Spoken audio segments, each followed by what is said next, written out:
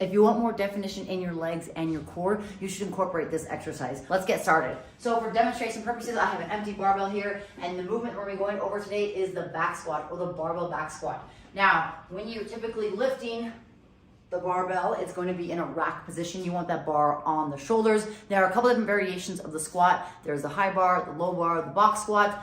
Then of course you get into kettlebell, dumbbell, there's other variations. But just for purposes for today, this is me going over the high bar back squat. The bar is gonna be on my traps. I'm gonna have my hands close to my torso like so. I like palms and fingers all facing forward versus this. That allows me to be a little safer if I'm trying to bail that bar if it's heavy loads. In this setup position here, I'm gonna have my feet underneath my shoulders, toes turned out slightly. I wanna think of pulling my elbows down towards my body, squeezing them into my torso. As I go to squat, I wanna take a big breath in. And as I brace, I'm gonna press my knees over my toes, my hips going straight down, getting my hip crease below top of the thigh. That is essentially the end depth of your range of motion here. And then you're going to stand. You wanna fully open up the hip so that your hips finish underneath your shoulders. So if you see from a profile position right here, hip, shoulder, ankle, as I go down, I wanna make sure that I'm not breaking at the shoulder, or hip. I want to think of going straight down into that squat, that standing. So again, if you're looking to strengthen your legs, get more definition in your legs and core, this is going to be a huge exercise to incorporate into your routine. Now, why do I say core? Well, when you're squatting, you're bracing your midline, not only your abdominals here, right, your abs, but also your rectors and then also the obliques, everything around here. So you're bracing like you're pushing out into a belt.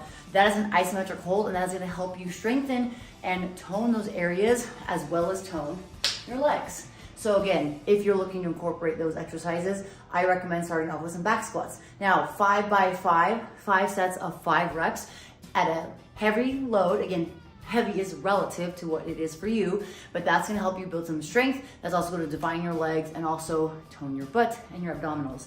Now, if you don't have a barbell, there are some substitutions like a dumbbell, kettlebell. I'll show you guys some variations before that, or here in a second. Before I get though, if you guys are looking for a great shoe to squat in, the GoRuck Ballistic Trainer is a go-to for me. It's what I'm wearing right now, and of course that's on my foot, but this is the GoRuck Ballistic Trainer. It is a perfect shoe to squat in. It has a stable base, a secure heel, comfortable midsection, but also toes. Toe box is very comfortable so your toes can spread slightly. So if you're trying to squat, you want to be intentionally having contact from the toe to the heel. So perfect shoe to squat in. Highly recommend it if you guys are looking to check them out. The link is below. There's a code GOMARGO that you can utilize. If you have any questions, again, leave a comment below. All right, let's go over the variations for the dumbbells and the kettlebells. Now, if you don't have a barbell, like I said, you could use also a sandbag. That's also another option. You could use a kettlebell. I'm gonna grab a light one just so you guys can see for demo purposes. In the kettlebell squat, you wanna grab the handles here like a goblet squat style.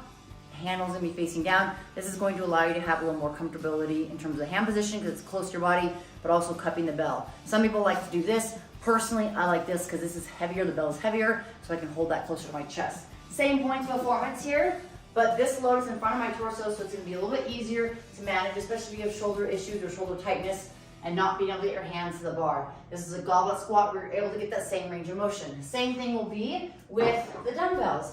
Now, if you have one dumbbell, recommend holding it exact same position like so, or even dumbbell head like this. If you have 2 dumbbells, right, you're gonna have them on your shoulders like so, where the dumbbell head is on the back side of one shoulder, elbows at a 45-degree angle. Same points of performance here, and I'm able to change the load. The dumbbells and the kettlebells give you a little more free reign, as that allows you to maneuver around the barbell. The barbell does require some mobility of the shoulders and lats, so those are some variations. If you guys find this beneficial and helpful, I'd love for you to leave a comment below, share with others. If there's something specific you have in terms of strength training, in terms of getting a little bit stronger, or different rep schemes for the back squat, or variations of the squat, please feel free to leave a comment below, and I will see you soon.